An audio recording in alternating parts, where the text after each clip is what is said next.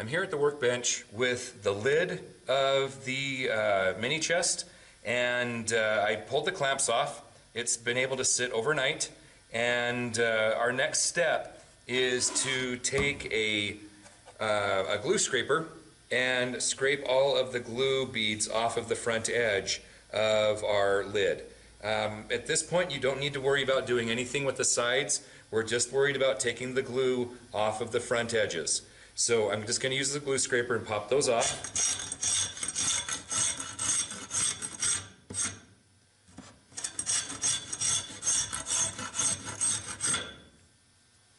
As long as you're getting the majority of the dried glue off, you don't have to take all of it off. The rest of it will come off when we joint this front edge and get it clean. So that's where I'm headed next, is I'm going to joint this front edge and get it completely smooth and clean and even. Get these two surfaces even. They're just a little bit off, and that's okay. That's why we're doing the next step on the jointers, to get this all cleaned up perfectly. So I'm going to adjust, and I'm headed over to the jointer next. Here at the jointer, I am set up to joint the front edge of the lid for the mini chest, and just notice the orientation that I have it in. The main deck is going to be up against the fence. The inside is facing out towards me. This is going to give me the best situation, the best circumstance in order to clean up that bottom edge. Having it the opposite direction like this, there's really no way to control it because of this very narrow rollover piece that's going to be up against the fence. There's not a lot of stability in joining it like this. So our best method of jointing the front edge is with the inside surface facing out towards me. That way I can push the main part of the deck up against the fence and I'll get the best result. So I'm going to turn on the jointer, and I'm just going to make one pass. That's all that's going to be required to clean this up. But if you make a pass and you notice that it's just not completely clean along the entire edge, go ahead and make an additional pass. It's not going to be a big deal if you have to do an additional. So I'm going to turn this on and make that pass.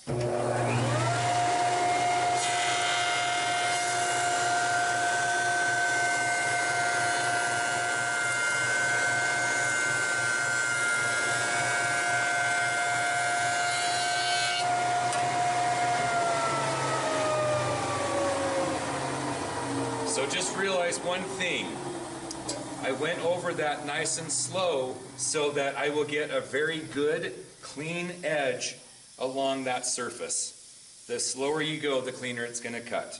My next step is at the panel saw. What I want to do is I want to trim off these ends so that they're nice and square to the front edge, and then I can take it to the shaper and do the edge detail. So first step, from here I'm going to trim off the ends and make them nice and clean on the panel saw. So I'm going to set up over there next. Here at the panel saw, I'm set up to trim the ends of the lid so that they are square and ready to go for shaping the edge detail around the edges of the lid. This is going to be a step that would probably be a good idea that I would do for you, only because it is kind of difficult to position this perfectly where you're just barely trimming off the ends. So if you're comfortable doing it on your own, go ahead and do so. Just keep in mind that setting it up, it can be a little bit tricky in understanding where it needs to go. So I've got it set up. I'm going to be trimming both ends over here. So I'm going to trim them now.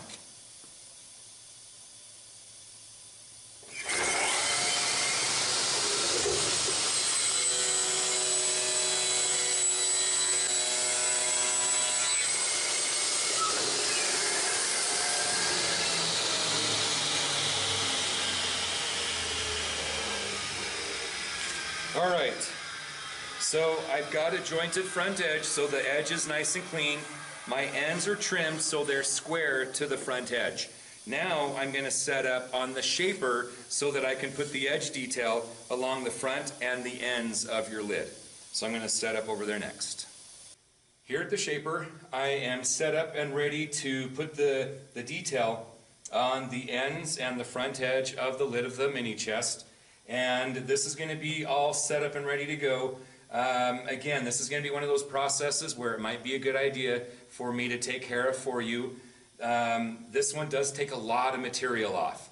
And unless you have perfect control, it can give a new woodworker a little bit of a problem. So if you're not comfortable with doing this kind of a thing, just please let me know, and I would be more than happy to take care of this, this step for you.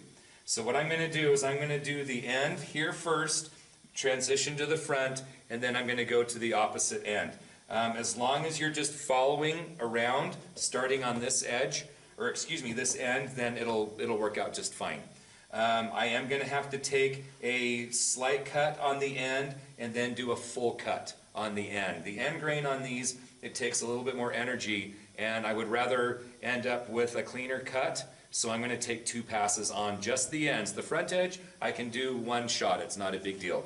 But the ends, it's best to do 2 passes. So this is what I'm going to be doing next.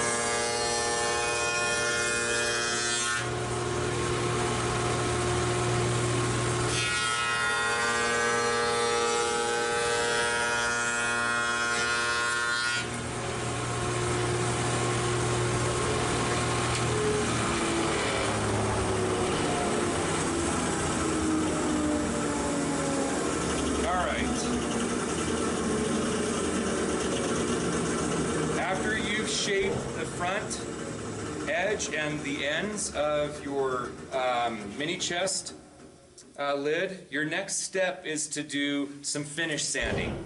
You make sure that you want to do some finish sanding here on the top. You can do a little bit of sanding on the inside, but you don't have to do a lot. You make sure that you want to do some sanding along this surface here. And then you also, and you're going to do that with a random orbital sander.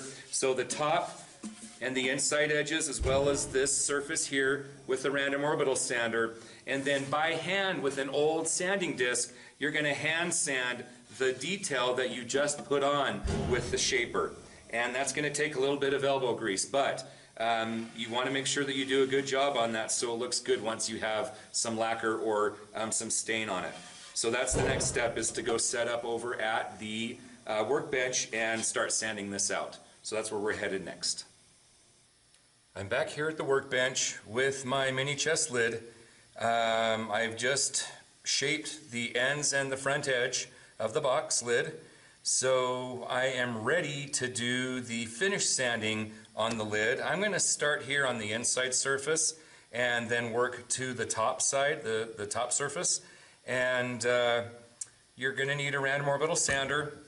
Go ahead and ask me for a brand new sanding disc for the sander, and you'll just need a hose to connect to the sander as well. I've also got an extra, an old sanding disc to hand sand the edges. After I do my sanding with the random orbital sander, there might be enough life in this left to use on something else, but in the event that this one doesn't last, you've got this one to use. You can just tear it off after you're done. But do make sure that you're done with all of the surfaces, otherwise we're going to have to use another one. So I'm just going to tear off the backing here and attach it to the sander. And then I'll attach the hose. Now for this, I am going to be using a dust mask because I don't want to breathe in the dust. I'm going to start here on the inside of the deck. I'm going to go to the top surface of the fold-over pieces. You want to pay attention to the joints. I have just a little bit of dried glue squeeze out. That's what I'm going to be mostly focusing on. And then just making this surface nice and smooth and getting scratches, dents, dings, whatever. whatever you might have, any kind of blemishes on this top surface, this is your opportunity to get those out. After I've done this part and here, I'm going to transfer over to the other side on the main top side, and I will sand out any scratches, dents, dings out of the top surface as well. So I'm going to I'm all set up, ready to go. I'm just going to go ahead and put my dust mask on, and I'm also using hearing protection, so I'm going to put that in, and here we go.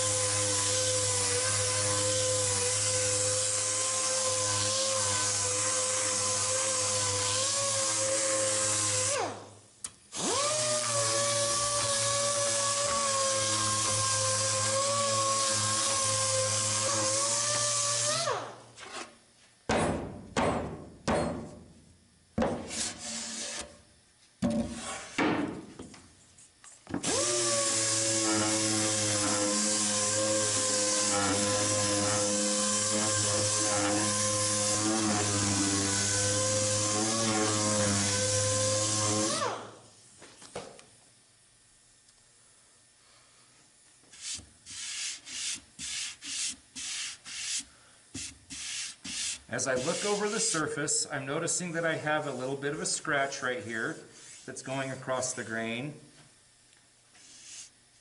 Double checking to make sure my knots are clean, and they look pretty good.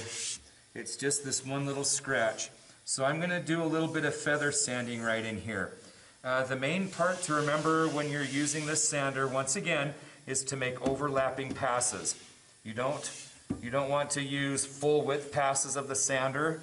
You want to go up and back, move it just a little bit, like an inch, inch and a half, up and back, move it an inch, inch and a half, up and back, and so on and so forth until you get across the whole thing.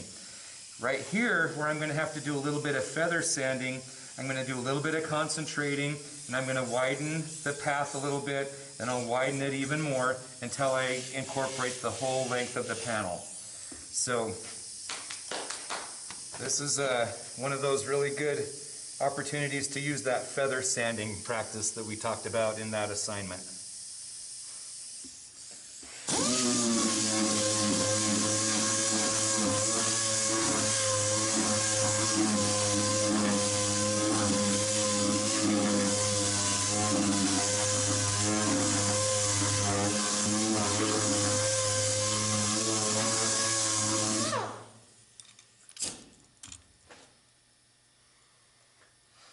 That scratch is gone, so I'm going to blow off this surface and I'll start attacking the ends and the front edge. So first I'm going to start with my old sanding disc. I'm not going to take this off unless I absolutely have to. Just in case I need to use that, I'm going to use an old sanding disc. So I'm going to start by extending the end of the lid over the edge, and that'll give me full access all the way around this edge detail. I'm just going to start here on the bottom. Technically it's the top as you're looking at it, but this is the bottom of the lid. So I'm just going to start right here, and I'm just going to go back and forth along this curve.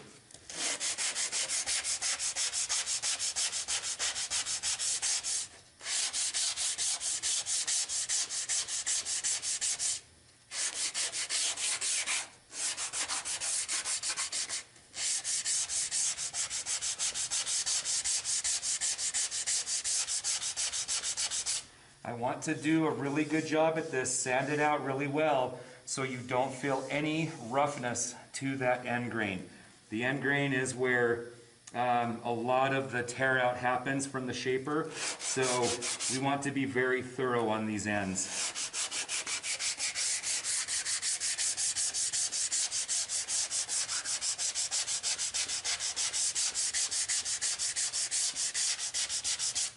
That looks good, so I'm going to come to the other end and do this.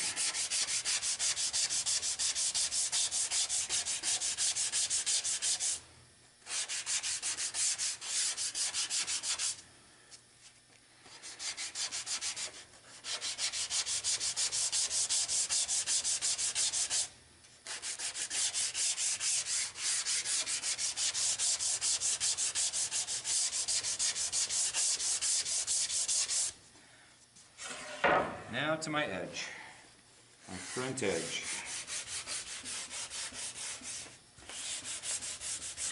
As your disc starts to wear out, it might be necessary just to tap it out to get all of the stuck fibers in the grain of your sanding disc. Another thing you can do is just fold it over and you'll get a new clean edge.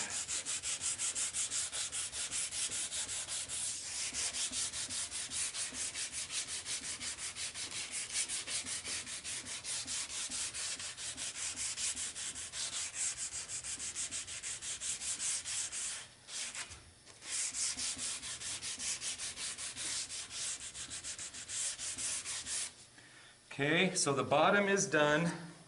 I'm going to come to the top, and I'm going to start here on the ends again.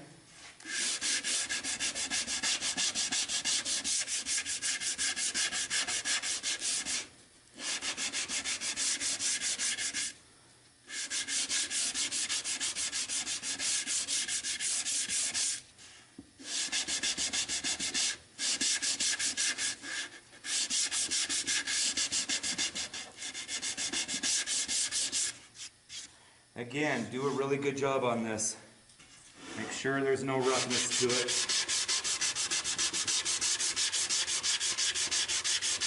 This alder has a tendency to tear out pretty badly. So if you are using alder, it's normal.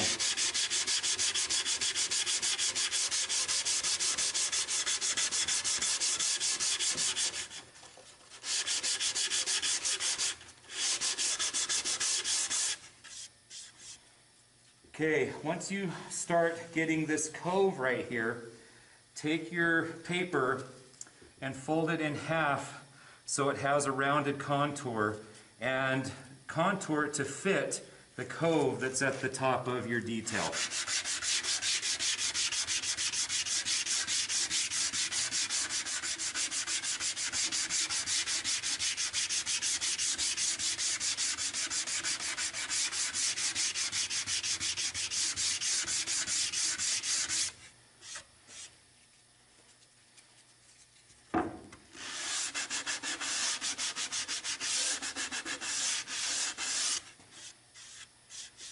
Yep, that looks good.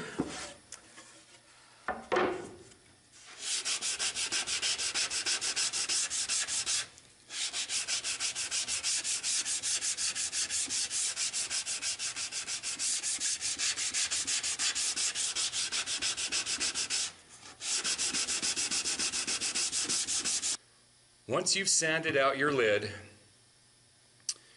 your end grain, your faces, your ends, everything, once you have everything sanded out, your final step on your lid is it needs to be cut to finished width. In order to do that, you're going to need to pull out your box, bring it out here to the bench, and let me know that you're ready for your final lid width to get cut. I just need to make a couple measurements and then I can let you know how wide this is going to need to be. So all I do is I measure both ends, and I'm measuring from this front edge, and I am aligning it with the back face of your box, and all I'm going to do is I'm going to add 1/4 of an inch, because when your lid is done, you need to have a 1/4 inch gap underneath here between this fold over piece and the front face of your box. So I'm measuring 13 inches wide finished from this front edge. So what I'm going to do is I'm going to flip this over and I'm going to write the measurement for you right here on the back side. In my case, I'm going to cut it to 13 1/4. Again, the front edge always has to go up against the fence and you're cutting it off back here. In order to do this, I'm going to go set up at the table saw, and I'll explain what I'm going to do over there at the table saw. Here at the table saw, I am ready to cut my mini box chest lid to its finished width. I have my measurement right here written down on the back edge, and if you're going to have me do this, figuring out what I'm going to do is I'm actually going to make an extra 1/16 of an inch wide, because on the back side, the table saw marks, the table saw is going to leave that edge kind of ratty. And I want the option of being able to joint that edge off so that there are no mill marks from the table saw blade. So I'm going to take this measurement, I've got 13 1/4, and I'm going to set it for 13 5/16, which is a 1/16 of an inch wider than I need it to be. Now, when it comes to your lid, you have your ends that are double thick. They're double thick from the main deck. So in order for the table saw to be able to cut through that double thick, we need to raise the blade in order to accomplish that. So I'm going to lift up the guard. I'm going to make sure that I can cut through that double thick part, and that looks good right there. Drop the guard back down, and then I just make this cut.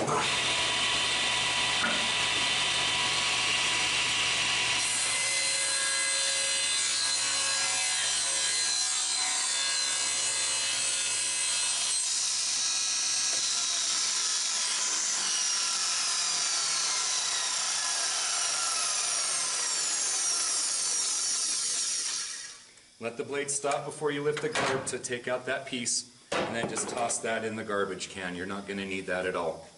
So if you look at this back edge, there are table saw marks that I want to get rid of. So just like jointing the front edge when I was prepping it for the shaper, I'm going to go over to the jointer and I'm going to put the outside face, the top face, up against the fence, and I'm just simply going to take that rough edge and make it nice and smooth. So I'm headed over to the jointer for the next process.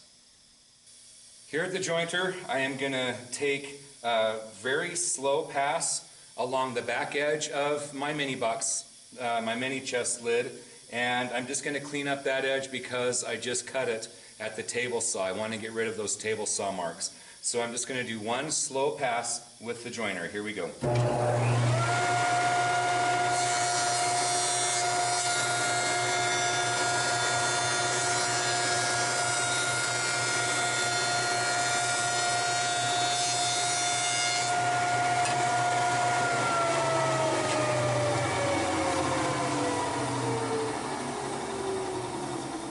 That does look significantly more clean than leaving those saw marks on there. I am going to go back to the workbench with my chest, and I need to do some minor touch-up sanding points, and then the whole project will be ready for staining and top coat, or if you're just wanting to do a top coat, it'll be ready for that as well. So we're going to head back over to the workbench and do some final touch-up sanding here. Back here at the workbench, I've got my mini chest box and I've got my lid. The final touches of sanding before being able to do any of your staining and top coating is knocking off some corners. The corners that we need to knock off on your box are these outside, or these top edge corners, as well as these outside edges where the sides in the front and the sides in the back meet. So it's just a really quick process.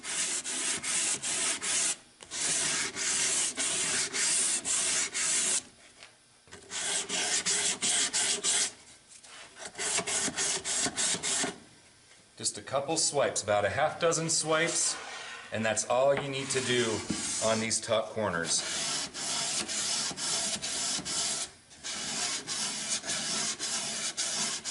I'm actually counting them out in my head so they're even.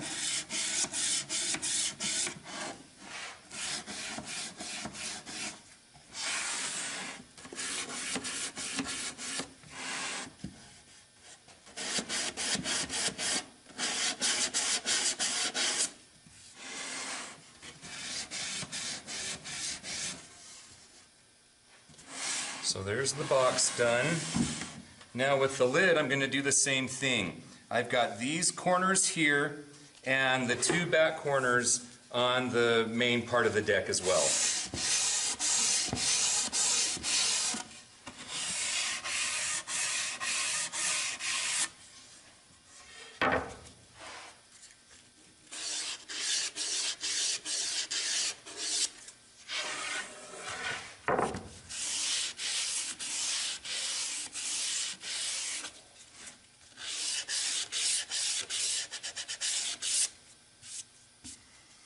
When you're doing the cross grain here on the ends, just make sure you don't put it flat because you're going to run some cross grain scratches across that. Just keep it on an angle, about a 45, and that'll be good enough. Okay, this box, the lid and the box are all ready for the finishing room. Just come talk to me and ask me where it would be a good place to put this. If you're just wanting to do a top coat with lacquer, if you want to do some staining to change the color of the wood, let me know that as well so that I can arrange with you a good time to do that. If you're getting your box done towards the end of class, it would be best to wait until either after school or the next class period to do your sand or to do your staining. The staining is going to take about 45 minutes to do your box and your lid.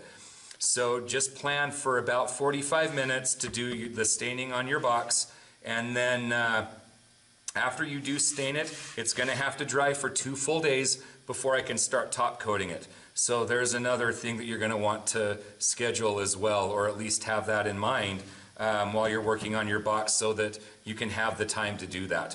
So just keep that in mind. But this chest is ready for the finish. So I hope you guys are enjoying the process of working on this project, and I hope that you've learned a lot about how to process wood, what to look for, and mostly that you've enjoyed the process. That's something that I've always loved about woodworking, is the process. So I am going to get this a little bit more prepped for the finishing room, and I'll show you that process next.